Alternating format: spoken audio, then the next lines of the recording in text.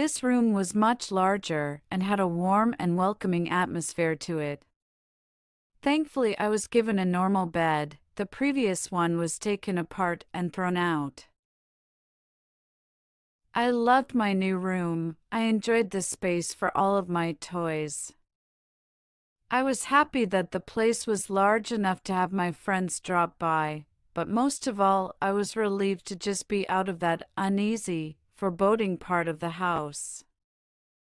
I told my mother that I and my friends liked to use the gap between the bed and wall as a hiding place when we were playing.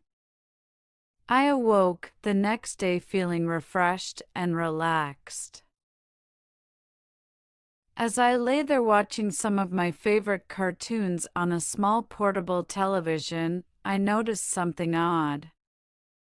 An old dark brown armchair, which had always been there, sat at the foot of my bed, large and looming. It was frayed and worn, having been given to us as part of a suite by my cousin, but it had been used many times even by then.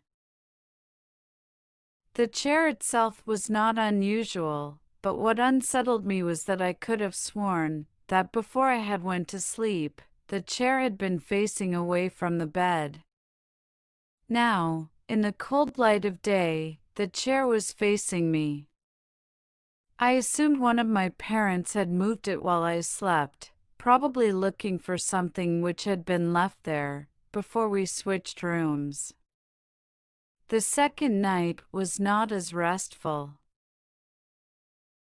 It was around 11 p.m. and I could hear my parents' television from the other side of the house. The room was largely in darkness, the only illumination an orange hue drifting through my window from the street lights outside. I lay there content until I heard something quiet, yet unmistakable. At first, I thought it was the sound of my own breath exhaling and inhaling as I rested. But when I stopped for a moment, the quiet, almost inaudible sound of someone else in the room, breathing in and out, did not cease. It continued, rhythmically and without pause. I lay there in the darkness, but while I was still recovering from the terror instilled in me from my experiences in my previous bedroom, I was not entirely afraid. The breathing was so distant, and unlike the wheezing I had heard during my encounter with that thing in the wall, that I remained calm, and even at that early age I believed that it was so subtle that it was probably my imagination playing tricks on me. Still, I took no chances. I stepped out of bed, walked across the room, and turned the light on. The sound had gone. I stared at that old worn armchair facing the foot of my bed, which was within reaching distance of where I slept, and turned it around to face the other way. I had no real reason to do so, but something about it sitting there filled me with dread. The third night I was not so fearless. Again, I awoke in darkness.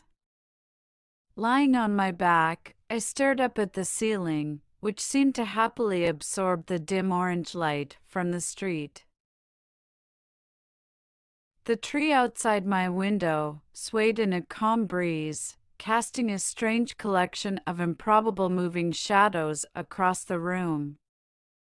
I could hear nothing but the long and distant hum of the city's night traffic. Just as I began to drift back into sleep, I heard it. A creak from the bottom of my bed, as if something had moved or shifted its weight on the floor. I raised my head, peering through the darkness, but saw nothing strange. Everything sat as it had done throughout the day. Nothing was out of place. I cast my gaze across the room, some comics on the floor, a few boxes which had still to be unpacked, the armchair unmoved, still facing away from the bottom of my bed. There was nothing sinister here. I was now fully awake, glancing over at my television, considering whether or not to enjoy some late-night TV.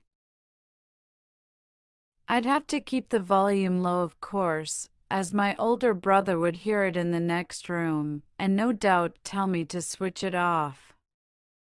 Just as I sat up fully in bed, I heard it again. A low creak, accompanied by a sound.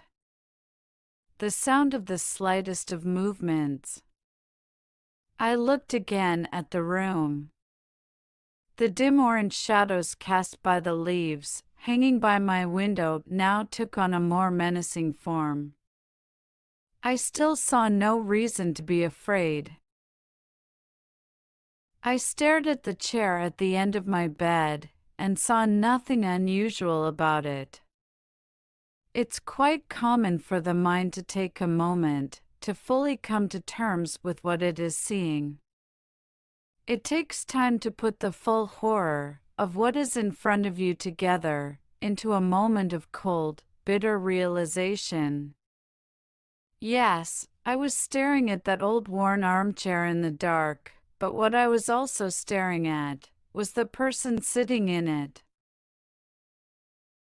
In the dim light, I could only see the outline of the back of its head, the rest obscured by the spine of the chair.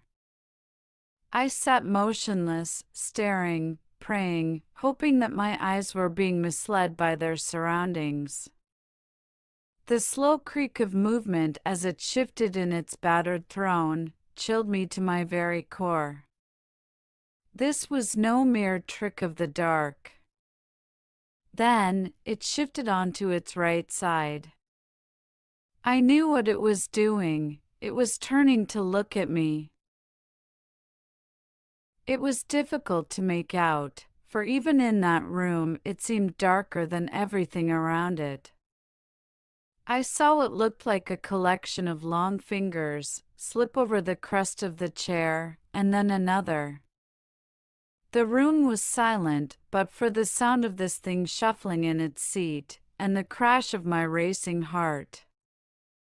At first I could only make out the outline of its forehead, but then it began to rise up, revealing two pinpoints of light in the dark recesses of its deeply set eye sockets. It was staring at me. I screamed, and within a moment my brother and mother came into the room, switching the light on, asking if I'd had another bad dream. I sat speechless, barely acknowledging them, staring intently at the now empty armchair. I was only in that room for another few days, before we suddenly moved. I saw nothing for the remaining nights, except for my last sleep in that room, where I awoke to the warm air of something breathing into my ear. I jumped out of bed, turning the light on. The slow rhythmic breath of something unseen remained, louder than before. I spent the rest of that night on the couch in the living room. 2 years later, I slept soundly in my bed, in our new house. There had been no other incidences, and I was sure I had left behind whatever strangeness had plagued me in that little average suburban home. I was, however, left one parting gift. My tormentors had one last surprise in store for me. Like an animal claiming its territory, I was not entirely out with their grasp. For one last terrifying moment, I felt the presence of those things. I lay there sound asleep, 2 years since those horrifying experiences. I was in the throes of a nightmare and suddenly, happily found myself awake, safe and sound in my bed. The room was darker than usual. I breathed a sigh of relief as one does when waking from a nightmare. but the room was so dark. I could see nothing at all, as if something had snuffed out the light. I chuckled to myself, realizing that I must have pulled my blanket up and over my face while sleeping. The cotton blanket felt cool against me, but the air was a little too warm, almost stifling. Just as I was about to remove the blanket for some air, I heard it. For the last time, I heard it. The rhythmic breathing of the watcher at the end of my bed. Fear gripped me, followed by anger and despair. Why could I not be left alone? I then did something most peculiar. I decided to speak to it. Perhaps this thing did not mean to harm me. Perhaps it was unaware of the terror it had caused. Surely a young girl deserved some mercy? As the breathing grew louder and closer, I began to cry. I could feel its presence on the other side of the blanket, its breath hanging over me like a stagnant wind. Through the tears I uttered two words, words which surely would put an end to all of this. Please stop. The breathing began to change, it became more animated, quicker somehow. I could hear something shuffling next to me, standing close by. The breathing then moved, first back to the foot of my bed, and then slowly across the room, through the door, into the hallway, and then gone. Half crying, half elated, I lay in the still darkness, my face still covered by the blanket. You may consider this a victory of some sort, but I do not. If those things were real, I know now beyond a shadow of a doubt that their intentions were not misconstrued, they were twisted, filled with malice. I would normally never use such a word to describe anything, but it's as close to evil as I hope I ever come. How do I know that? I'll tell you how.